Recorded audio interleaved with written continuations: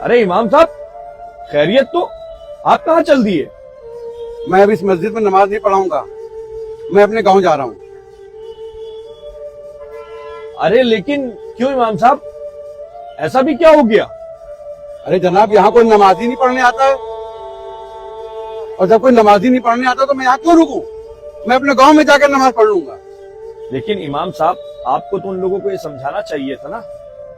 मैंने बहुत समझाया सबको, लेकिन किसी को कुछ समझ में नहीं आया, और जब मुझे अकेली नमाज पढ़नी है तो फिर मैं अपने गांव में ही जाकर नमाज पढ़ लूंगा। इमाम साहब, ऐसा मत कीजिए, इस मस्जिद को आपकी बहुत जरूरत है। आप एक काम कीजिए, आपके साथ मैं भी एक कोशिश करता हूँ, एक आखिरी कोशिश मेरे कहने पे कीजिए। जाइए, आप लोगों को समझाइए और मैं भी लोगों को समझाता हूँ, और फिर आते हैं मस्जिद में नमाज के टाइम। आइए, मेरी बात सुनिए, चलिए। चलिए, अब आप इतना कह रहे हैं तो एक कोशिश आपके लिए भी मैं रुक जाता हूँ। अस्सलाम वालेकुम। वालेकुम अस्सलाम। बेटा, नमाज का वक्त हो गया है और मैं आया हूँ आपको मस्जिद ले जाने के लिए। चलिए नमाज पढ़ लेते हैं साथ में। अच्छा है टाइम नमाज। आप देखते नहीं है, दुकानदारी का टाइम है, नमाज तो फिर पढ़ लेंगे, अभी दुकानदारी हमको करने दीजिए। चलिए आगे जाइए। लेकिन जनाब, नमाज तो बहुत जरूरी है। क्या चच्चा दिमाग खराब करे सुबह सुबह, क्या कारोबार धंधा बंद कर दूं? चलिए आगे बढ़िए। आप आ जाते हैं पता नहीं कहाँ से बड़े मुल्ला।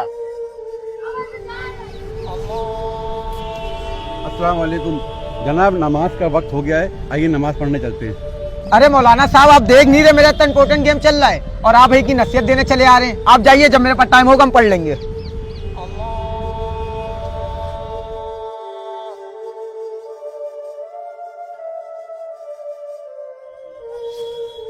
माशाअल्लाह माशाअल्लाह, आज मस्जिद में इतने नमाजी। हाँ इमाम साहब, इन सबको मैं लेके आया हूँ। लेकिन कैसे? इमाम साहब, वो दरअसल ऐसे कि जब आप निकले यहाँ से, आप ही के पीछे मैं भी निकला नमाजियों को इकट्ठा करने, और फिर मैं उनके पास गया और मैंने उनसे कुछ इस तरह से बात की।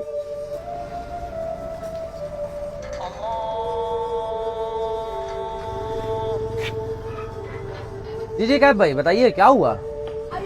चलो आओ, नमाज का वक्त हो गया है, आओ मस्जिद चलो, नमाज पढ़ ले। चलो। माँ भैया यार, कैब भाई आप भी जबरदस्ती पीछे पड़े नमाज के लिए।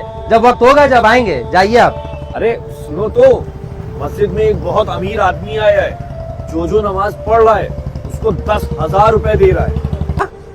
10,000 रुपए? सही बताइए। हाँ बिल्कुल सही, चलो मेरे साथ आओ। ये आ रहे, रुकिए, टोपी तो लगा ले, आ रहे। आइए। तो देखा आपने इस वीडियो को और समझे इसका मतलब। आज कौम का, मुआशरे का यही हाल है।